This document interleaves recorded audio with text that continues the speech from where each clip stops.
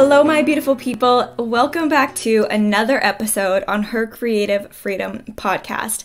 If you are new here, thank you so much for tuning in. My name is Cassandra. I am your host, and on this podcast, I share everything from lifestyle, from travel, especially on the road, as I do live in my home on wheels with my beautiful wiener dog Tucker, and I share my life experiences from mental health, body image, self-love, relationships, and bringing your dreams and goals into reality. In addition, I bring on the most incredible special guests that talk about all of these areas in depth of their own perceptions. And yeah, we just like to have a good time and share these things with you. Share the things that people don't talk about. I am amped up today, and I think it's just because I'm recording today. It's been a long time since I have recorded a podcast solo, where usually in the past I have had special guests on my channel. But today we are talking about my van cost, a common question that I got often when people wanted to know why I started converting a van, where did this come from, how could you afford it? If you are new here, almost a year ago, which is crazy to think about, I bought a 2020 Ford Transit mid-roof, 140 wheelbase, and I built it into my home on wheels.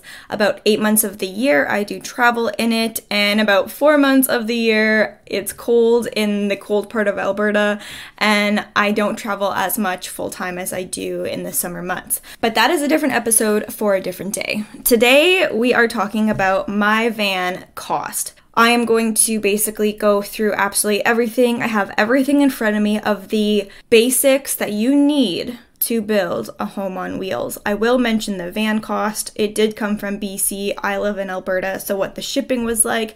I had to, of course, get it inspected. And then we're going to go through the insulation to the floors, the walls, the ceiling, the electrical, the kitchen, and then a few other things to talk about. Everything I'm mentioning does not include the labor work. I will not be mentioning how much my labor cost, simply because the individual that did the overall build was a good friend of mine, and it was also his first time. So what it may cost you if you use the same builder as me would not be the same. All right, let's get into it. Hopefully I don't ramble too much, but I do hope that you take this information very useful. And if you ever are listening to this because you are on your journey of building a van and building your home on wheels, please do share. Okay, so to get into it, my van cost overall was $38,430. This was the best deal I could find at the time looking for a van, because they were nowhere to be found. And there is a story video on my YouTube channel, which is linked in the description of this video, of that whole story of how I found my van, because it was quite difficult. So I think the average cost of a van right now is more closer to the $40,000 to $45,000 range. After like taxes and everything, mine was $38,000. Shipping was either I go get it or I ship it to me. And the shipping cost was around $12,000. It was $1,717 to ship it from BC to Alberta. And then of course, when it got to Alberta, I needed to have it inspected, out of province inspection. Everybody has to do it. If it passes, then you just pay the inspection fee. If it doesn't pass, then you pay the inspection fee plus anything else that they find. I was very happy to report that my inspection went flawless, and because it's obviously a bigger vehicle than what I used to have, which was a Honda Civic, it was $262.49. So in total, buying the van, having it shipped here, and the inspection was around $40,410 and a nice 29 cents. And it is what it is. You get a loan, you pay it all off. It's okay. The only thing I didn't mention, I guess, was the registry, like changing your plates and all that. It's like $30. I didn't want to include that because I think it might be even different for everyone, but I'm not really sure. So once you have a van, it's in your possession, and you are ready to start the build. Where do you start? Going from like the very surface, moving inward, the insulation. The insulation can be done so many different ways. I chose Havelock wool for my insulation. It was a hard decision to make because it's sheep's wool. It doesn't necessarily go with my beliefs. But when you're looking at what's best for the environment, what's best for your health, what's best for my dog's health. It was truly the best option possible. However, knowing I was going to be buying wool insulation, I did also donate to farm animal rescue shelters, because I needed to like find that inner peace within me to do so, but then also buy something that I knew on a health spectrum for myself and my wiener dog Tucker, we would all be taken care of. So my insulation, 2 bundles, which are like 6 feet tall and very full, was around $819 for 2. I realized later on that I needed about a bundle and a half more during the build process, which was $335. So in total, it was $1,145. Nope, just kidding. It was $1,154 for the insulation. And that was to honestly over-insulate. And there's really no such thing. You want to insulate the heck out of your van, because especially if you live where I do, where it's very cold in Canada, you want to make sure that you are going to be nice and toasty warm. So that was what I chose. Now, the floors, the walls, the ceilings. Most of my floor wall ceilings build is made out of wood. This cost, I had to almost do a rough estimation, because during a pandemic, wood cost went up crazy amounts. So honestly, if you're not going through a world pandemic and you are building a van, the cost will likely be cheaper for you, because wood just like skyrocketed when it came to price. The other thing is my build was a little bit more complex than maybe other builds that you have seen, because I built a door in between my front seats and my living space, and it is so incredibly nice. It is so custom built. It's beautiful. I know that nobody else will have this but my van, so it's very special, but it is so well built that it's like nothing is going through this thing, and that was a lot. So I used tongue and groove shiplap for my walls, and then plywood and just like your basic construction wood, I guess, for my build of the walls and the ceilings and the floor structure. It was roughly $2,000 for all of it. And then my flooring, which is just vinyl flooring, was about $50. My builder actually had some on hand, so I just gave him $50 for it. But if in store, it will range like a minimum $50 to $100. So in total, $2,050 was what I used for the floors, the walls, and the ceilings. After the structure is built, it's insulated. I actually didn't even look at how much my paint cost. Probably should have done that, but I'm gonna say maybe like $150. I'm totally guessing, but I didn't use anything special. I just used regular paint from the hardware store. Now, electrical. Electrical will probably be your most expensive cost. Yeah, because solar panels, batteries, like all that stuff definitely costs a little bit more. And then your heater, and you want a fan on the roof, so all of that adds up. So going through absolutely everything, right from the batteries. I do have to mention my electrical process was not one of expectation, and I think this is definitely probably something that everybody experiences differently, but I had 2 builders for my van. I had, of course, like I said, my friend who did most of it, and then I had a different company personnel who did my electrical, water, heating, all of that. Unfortunately, it wasn't done to the level of expectation of what I use my van for, which is full-time, not the occasional weekend. So the batteries I used, some of the wiring I used, some of the fuses that I used to kind of like run the power and amp everything up was not done correctly to the amount that I was going to be using it for. All of this to say, I paid one price and then ended up paying a different price more later on, 6 months down the road, but I do think I updated that. So my batteries, for 2 batteries, cost me $790. Previously, I had 3 batteries from Canadian Tire.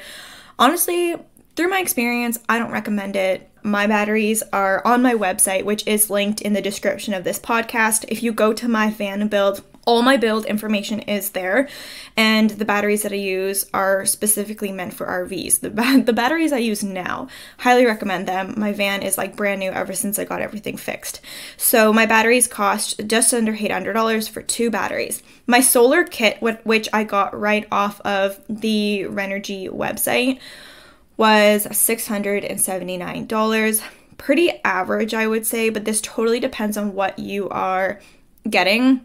Most van builds only have 2 solar panels, anywhere from 2 to 400 amp power, solar power, and I have 4. Naive, I guess. I have a lot of power for my van, which I'm not mad about, but it's definitely not needed or necessary to have 4 solar panels. At the time of my build, when I chose the way I did it, it was because I wanted to power very high powered devices like an induction stove, which now I didn't even get to use it. I don't recommend it. It just draws so much power, and I think that would be half of your battle. So yeah, I have 4 solar panels, so my kit cost me $679. You, or the majority of van lifers, only really need 2, so just keep that in mind. My ceiling lights, which I have 12, cost me $60. Not too bad. Again, I have a lot of lighting, like maybe too much of necessary, I don't know, but I don't hate it because it's super bright in there and I love it, especially because the only windows I have in my van are the back door windows. It's nice to have, and they're tinted. My windows are tinted, so I have natural lighting, but they're tinted natural lighting, so when you have these like bright LED lights, they're really nice, so I don't regret that decision at all. It was $60 for 12 lights, and I actually think I have some extras in hand just in case something goes wrong. Knock on wood though, we're not going to put that into the universe. And then when you are going through your electrical builds, again, all this is on my website, you need an isolator, and an isolator basically just draws the power and converts it to support your home. The isolator is connected to your actual vehicle battery, and then converts it, and then you have power in your home. I don't want to get too technical, but anyways, I have a 140 amp isolator, which was $35, super cheap. Actually, through my research, I think 140 amp is really low. I almost want to recommend going higher, but I didn't pick this. At the time of my build, I didn't even know I needed an isolator, and I really didn't know what it was. I kind of just trusted the first person who did my electrical, which he got me started, so I have no regrets, but I wish I was recommended something more, but it is what it is. $35 for the 140 amp isolator. And then you need a power inverter, and the inverter is basically the device that's going to allow you to use any household item, kettle, a stove top, a hair dryer, a hair straightener, like anything you would use in a home. The converter converts a 12 volt power into 110. So again, this is where me being naive, learning how to build a van, didn't really know. My converter, I believe, is 2,000 watts. It cost me $225. I would definitely increase that to 3,000. 2,000 is enough, but if I want to run household things more often than not, 3,000 is just the way to go. So if you are, on your build journey, I recommend 3,000 for sure. You can definitely get away with 2, but to be completely safe, 3,000 watt power for the inverter would be the good option. So that was $225. The last thing I want to mention is your fuse box. It's a 12 volt fuse box. So this is like a fuse box. I don't know how else to describe that, but you have fuses for absolutely everything that needs power in your home. So my 12 volt fuse box cost me $34, super cheap, which is so nice. And then the other 2 things I want to mention, which I guess would kind of go into the electrical side of things, but these 2 things would get installed at the process of like your floors, wall, ceiling, and insulation, is your heater and your air fan. The heater I have is the Webesto 2000. It is a gas heater, so it is connected to my gas tank of my van, where most people will use diesel. I recommend 2, the one I have and the other one that I would have chose if I wanted to choose something different on my website. But I absolutely love my heater. It's super easy. It's really easy to understand. It's connected to the gas, which scared me at first, but it's honestly no big deal. And that was $1,300 for the heater. And then it comes in a kit, so the heater and everything that you need. And then you take that kit and everything that you need, you give it to your builder, and they do it for you. Or if you are talented enough to do that yourself, like I envy you because I would not want to deal with connections to the gas tank and all of this stuff. But yeah, my heater was $3,000. Highly recommend one no matter where you live. Or I guess if you live in the desert, maybe not. But if you live in Canada, highly recommend one. And then my air fan, again, I give recommendations on my website. The one I have is the Max Air Fan. I absolutely love it. And it was $346. These do range because you can get ones with controllers, you can get ones with like digital monitoring. I don't have a controller or digital monitoring, but the one I have is super easy. I just love it so much. Yeah, I just love it. And then there's I think the other brand is Fantastic Fans. I don't want to knock the company because I'm sure they're wonderful, but a lot of van life people that I know that have one wish they would have got an Air Max. So if you are deciding between the two, go with the Air Max. I really feel like you won't regret it. So in total of my electrical, from the batteries, solar kit, my puck lights, isolator, inverter, fuse box, heater, air fan, it was $3,469 for absolutely everything. And then something I did not include in the $3,000 was more so a luxury item, but I do recommend it. It's a 12-volt USB reader, and that was $20. So I have a 12-volt USB. It's basically to charge your iPhone, to charge things. It's a USB plug-in that is 12 volts that you can put anywhere in your build process. It can charge up to 2 devices, and then it also does have a voltage reader so that if you're laying in bed, mine is by my bed. So when I'm laying in bed and I want to know what my voltage is at, I can just look over it and it's right there. So I do actually recommend it. And then I have another one that has like a cigarette lighter and then my volt reader and my USB plug-in. It's very handy. I recommend that. And then kitchen stuff. So when you're going through the kitchen build process, assuming you want a kitchen space in your home on wheels, there are things that you absolutely need. A water pump, a water switch, an inline fuse to power everything, a sink, of course, a faucet, of course, and then I personally chose a clean jug and a water jug, where other people will have the clean jug of water that the water pump will pump your water through, and your quote dirty jug will be connected to the bottom of your van. Either it's literally a jug that's connected to your van, or there is a hose going to the bottom of your van, and as you use your water, it's just going out of your van as you use it, so it's pouring out onto the road wherever you're parked. Of course, the biggest thing with this one is it's not necessarily environmentally friendly when your dirty water and the soap that you're using is being put out onto the earth. Unless, if you're going to do that, make sure you're using environmentally friendly soap, cruelty, like animal cruelty free, all that stuff, because I don't know, that's just what I would do, but I didn't do that. I did the clean and dirty water jug. So when my dirty water jug gets full, I just have to dump it at a dump station, and make sure that you do dump it at a dump station because, again, the environment. The overall cost, actually, I'll go through one by one. So my water pump, which is what you use to pump everything through, I also want to mention everything is 12 volt. So my 12 volt water pump was $35. All this stuff is usually pretty cheap. My water switch was $15. The inline fuse was the most expensive, I think. It was $155. This is a 400 amp inline fuse. And again, this just like powers the pump and everything in your like kitchen water setup. My sink was $110. These range so much. I chose just like a 15 by 15 sink.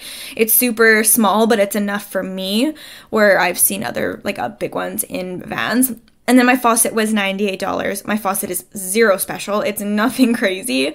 It just pours my water out, and that's all I need it for. And then my clean and water jug together, it was like $45 for both. So in total, my kitchen things was $413. And this is like your absolute basics.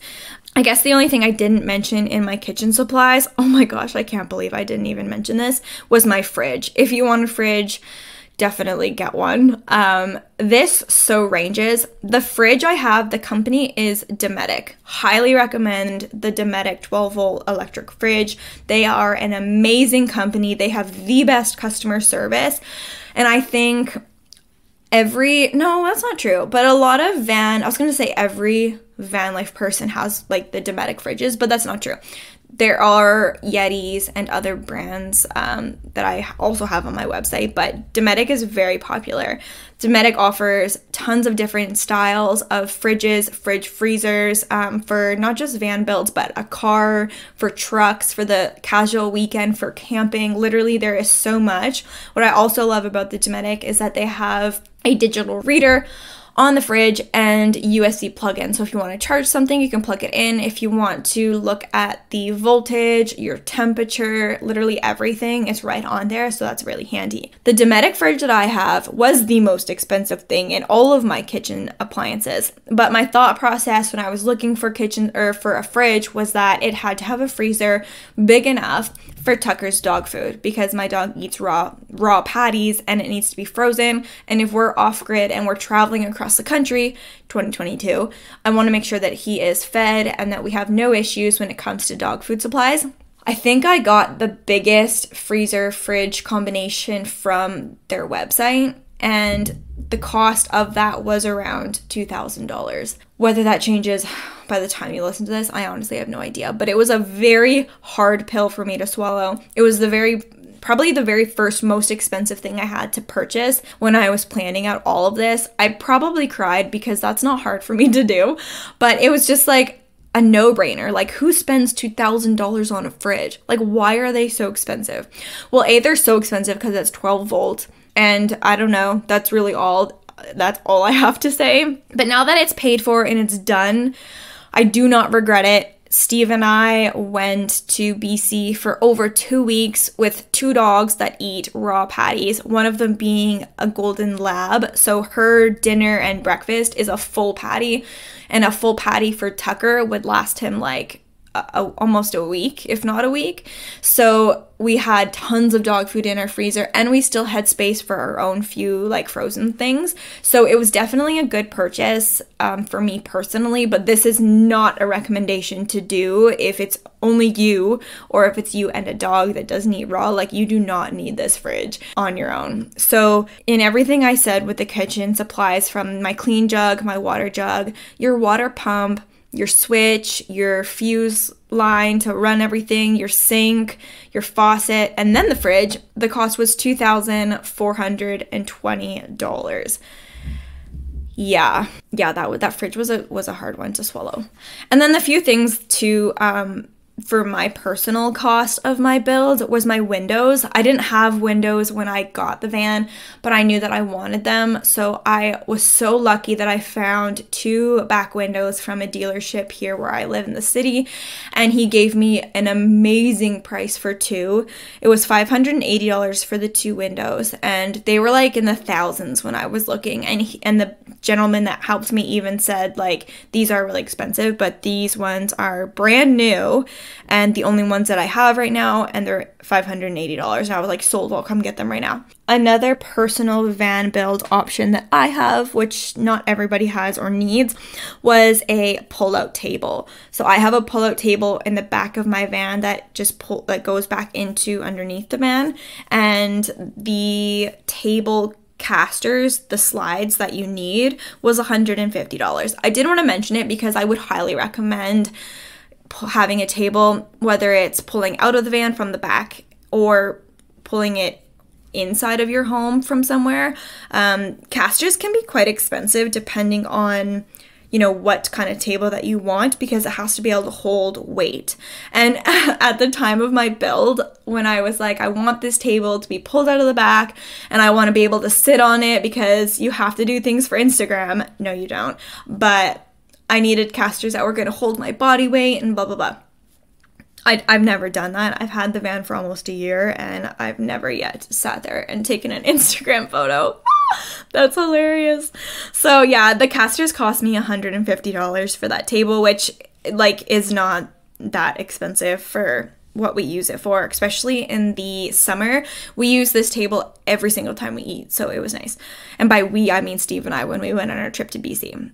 And then another purchase that I am going to mention, because yes, you do need one, but I did not realize that myself during my build, was a fire alarm or CO2 reader. $30 is the one I have. It's the same one that you would put in a home, nothing special. There definitely are other ones that are probably more so meant for RVs, but I was naive when I was building this. I didn't know anything. Everything was just like self-research and a few recommendations, and I had a fire alarm thing put up in my van. So those were like other items that I wanted to mention. So like I said, all of my costs in total of the total build, I'll say, this does not include the labor cost, and it was around $7,911. So that is the insulation, my floors, my walls, my ceiling, my electrical, my kitchen supplies. It was around, actually it was just over 8,000, because the number I have in front of me does not include my fridge. It'd actually be closer to like 9,000. So I would say budget when you're building to get all the necessities, 10,000 at max is what you would need to build the van. That does not include the cost of the van, the shipping, or the inspection that I did. So yeah, when you're looking at how much it's going to be for a van build, I would budget for around $10,000. And then labor cost can really range. I think I estimated my labor cost to be $12,000, and it really varied because unexpected things came up. So when unexpected things come up, it may take longer than expected. And the builder that I used, this was his first van build, and therefore, you know, the unexpected is definitely going to happen.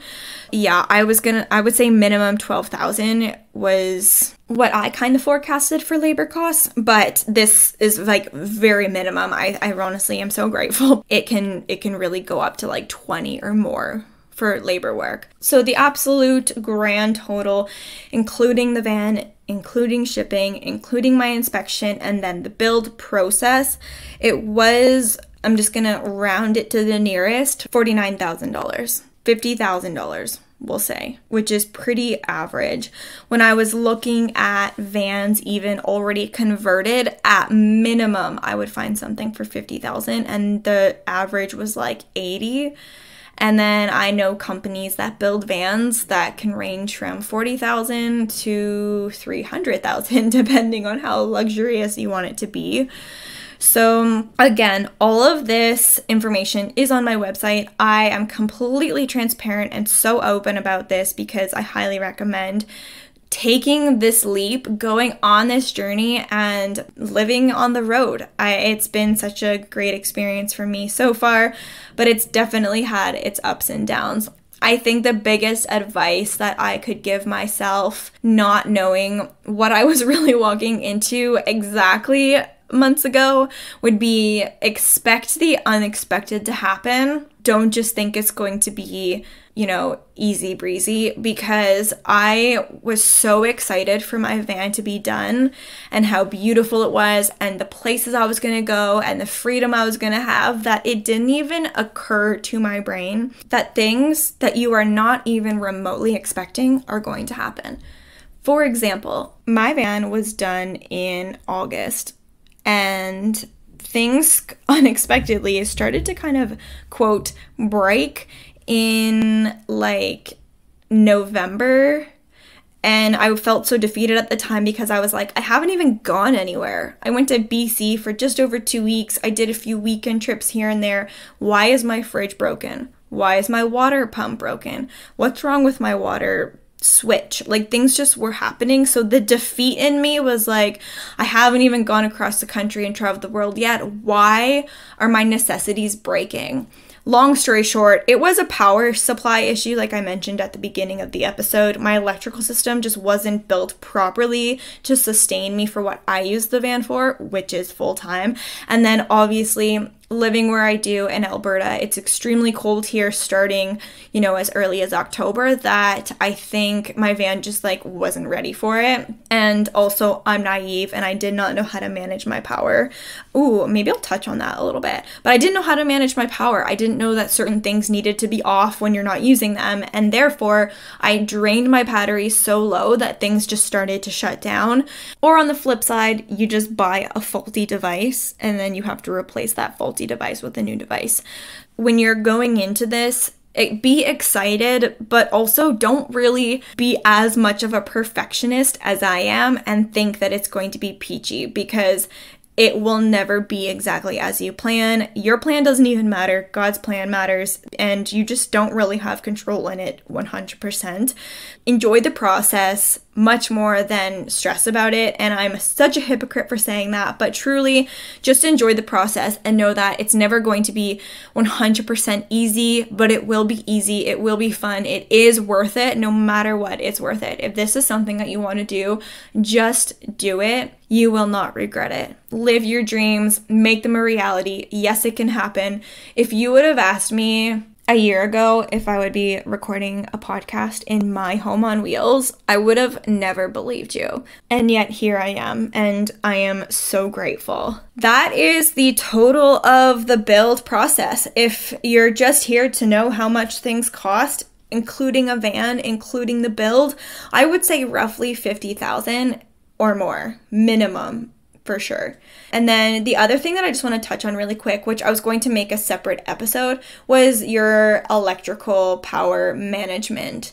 The biggest piece of advice that I was given was you could have 2 batteries, you could have 6 batteries. At the end of the day, it doesn't matter what it does matter what your power supply is, but it doesn't matter how many batteries you have to power your home on wheels. It's how smart you are with your power.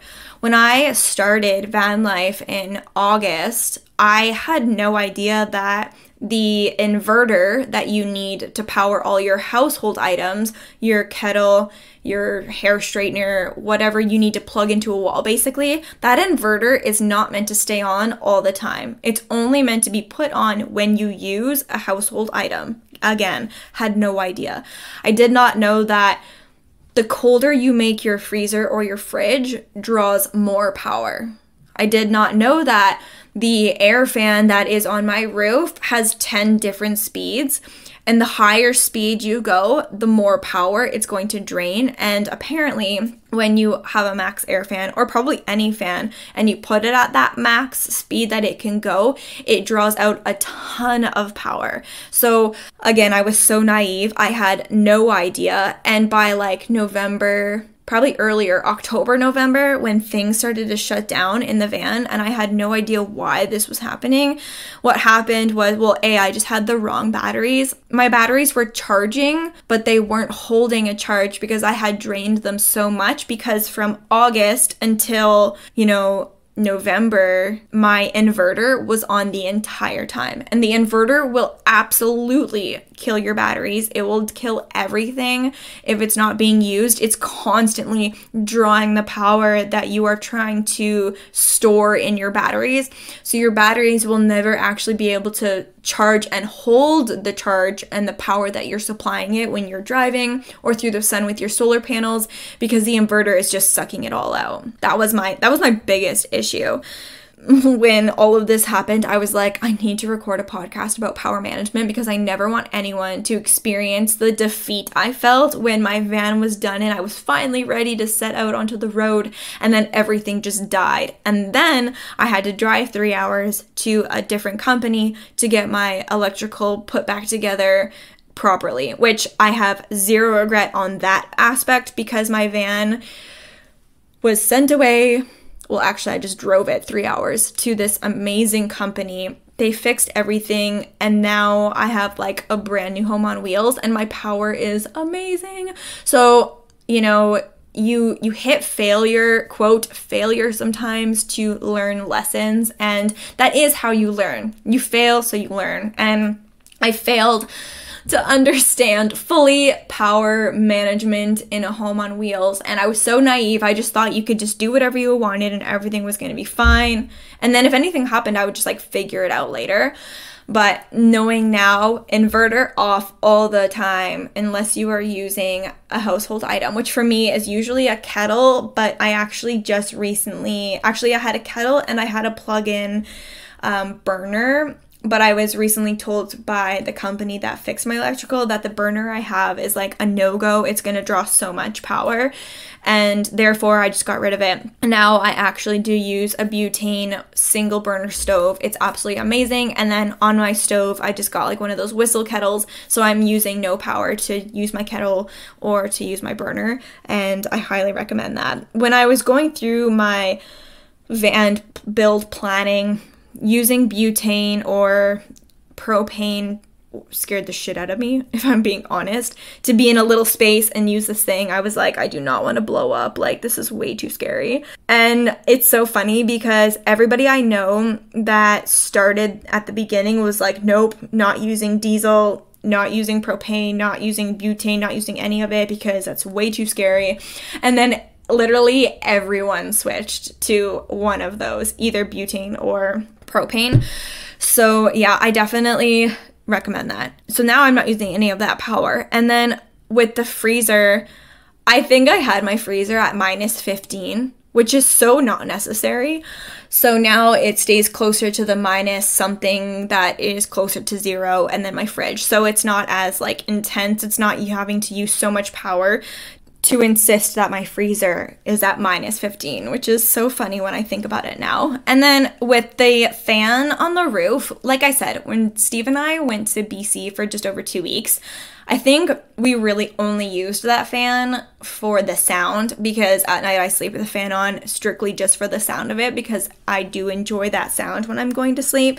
There were a few nights in the summer where it gets hot, especially 2 people, body heat, and then 2 dogs, more body heat. Yeah, it can get hot and you have the fan there and it's super nice, but having it low will not draw so much power and you will be fine. But the alternative to someone who likes to go to sleep with a fan on is a noise maker, which I am so thankful for and have to give so much gratitude to my lovely boyfriend Steve, who already had this.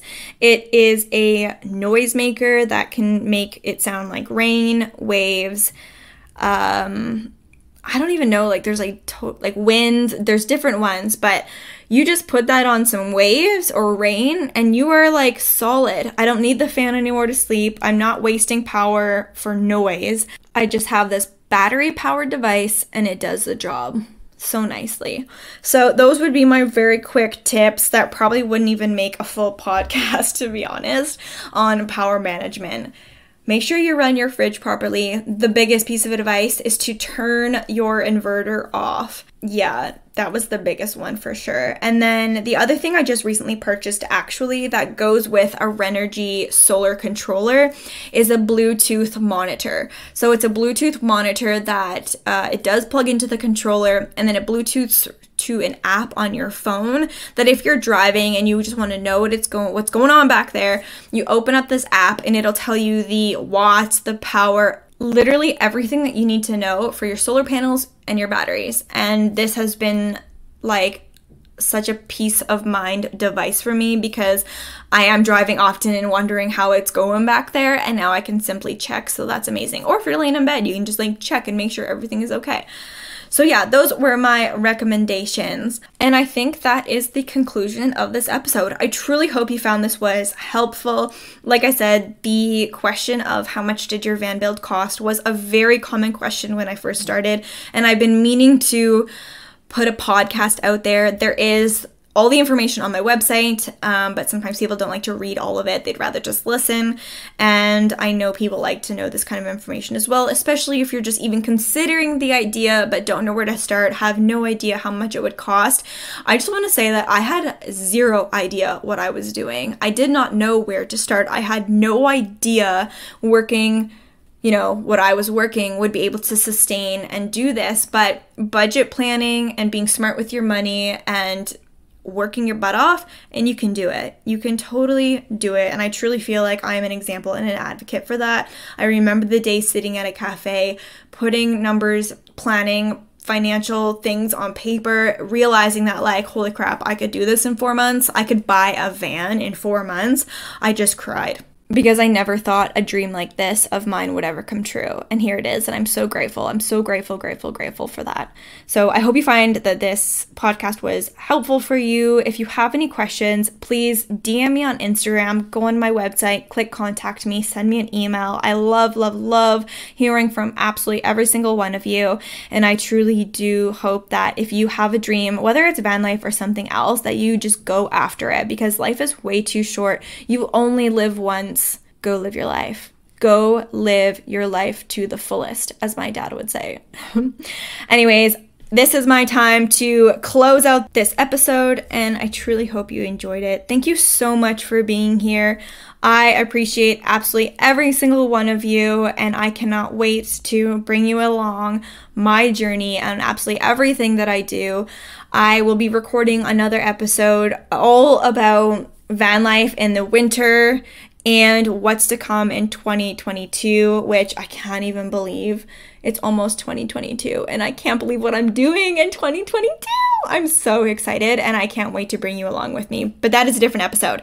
Have a beautiful day, evening, night, wherever you are listening to this. Live your life. I love all of you so much, and thank you again for tuning in. I'll see you next time.